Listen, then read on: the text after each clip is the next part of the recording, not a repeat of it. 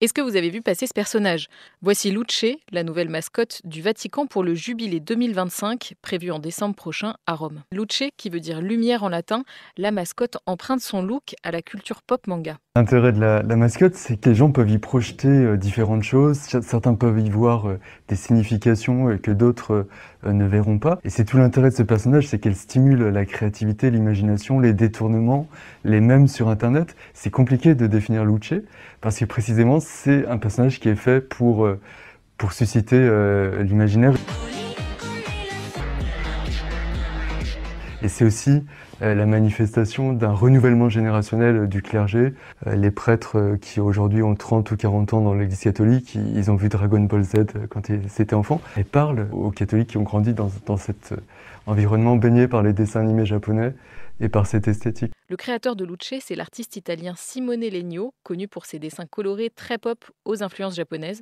Il est le cofondateur de la marque Tokidoki. En 2020, il a créé des illustrations pour la Gay Pride de Los Angeles et San Francisco, et il a aussi créé des vibromasseurs. Parmi les fidèles, la mascotte ne plaît pas à tout le monde. Ça fait partie d'une bonne stratégie de communication qui est 10 à 15% de son cœur de cible qui soit choqué, perturbé. Ça permet de faire parler. La culture pop manga, c'est sans doute assez inédit. La culture pop, c'est beaucoup moins innovant, dans le sens où le Vatican, depuis Jean-Paul II, c'est-à-dire les années 1980, a fait un effort d'intégrer les codes de la pop culture. L'Église catholique renoue avec une tradition dans laquelle elle a souvent dialogué avec les artistes les plus contemporains. En 1997, pour les Journées mondiales de la jeunesse, un grand couturier, Jean-Charles de Castelbajac, avait créé des étoles et des chasubles pour les prêtres, des vêtements pour les prêtres aux couleurs de l'arc-en-ciel, ce qui, à l'époque, avait pu susciter des incompréhensions chez une partie des fidèles puisqu'ils y voyaient un clin d'œil involontaire ou ambigu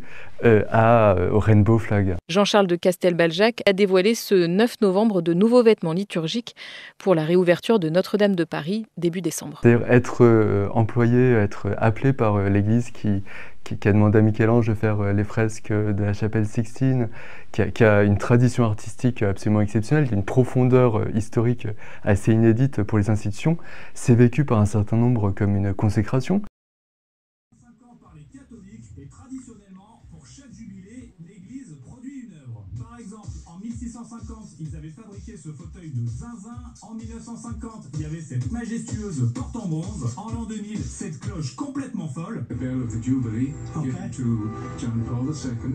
La barre est donc placée assez haut et pour 2025, il y a cette nouvelle œuvre qu'on va donc découvrir ensemble. Suspense e di sorpresa, ma da ultimo. Voilà, c'est Luce, la mascotte du Jubilé 2025. Et oui, on est un peu surpris, hein, on va pas se mentir. On s'attendait pas forcément à un personnage kawaii pour représenter l'église catholique. À côté de la soutane, ça tranche un peu. Mais tous les symboles sont là. Le petit chapelet, le bâton de pèlerin, la croix. Chaque détail a une symbolique, comme expliqué sur ce fascicule. Par exemple, les coquilles Saint-Jacques dans les yeux. Che danno veramente speranza al cuore.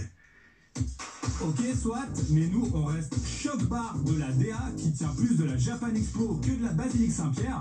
Et ce qui est encore plus surprenant, c'est quand on s'intéresse à la marque qui a créé Luce. Luce, meaning light in Italian, was designed by Tokidoki. Tokidoki, c'est cette marque italienne de jouets et de gadgets très inspirée de l'esthétique manga kawaii et qui avait déjà fait des collabs avec Barbie, des machines à sous de Las Vegas ou encore cette marque de bière. On a connu plus d'évo, hein. Il y a de quoi hérisser les poils de certains puritains, mais c'est pas tout, car en fouillant un peu, on peut s'apercevoir que dans l'univers très coloré de Tokidoki, certains assemblages de couleurs sont assez récurrents et ne semblent à première vue pas très église compatibles, si vous voyez ce que je veux dire. Surprenant mais vrai, la marque avec laquelle le Vatican s'est associé est très engagée dans la cause LGBT et avait notamment créé des affiches des Gay Pride de San Francisco et Los Angeles. Et parmi la multitude de goodies qu'elle vend, on peut même trouver des objets aux couleurs de la fierté trans. Voilà, très stylé, mais encore plus surprenant, cette marque, adoubée par l'église, hein, je le rappelle, fabrique également des vibromasseurs. The 3 speeds and 4 patterns mean you can tailor the vibrations to your arousal. Excellent. Les puritains en PLS. Surely you can find a Catholic art without the association to that brand. Alors, erreur de casting ou démarche assumée, nous on peut pas imaginer que le Vatican ait ignoré tout ça, donc on trouve l'approche chamée. Ok, Luce c'est pas un tableau de Michel-Ange, c'est pas une cloche de 3 tonnes, mais elle porte un message encore plus important. On sait pas qui a validé ça au Saint-Siège, mais le coup de com' est réussi. Si potrà acquistare, credo che farà furore. Là-dessus, on vous souhaite un super jubilé à tous.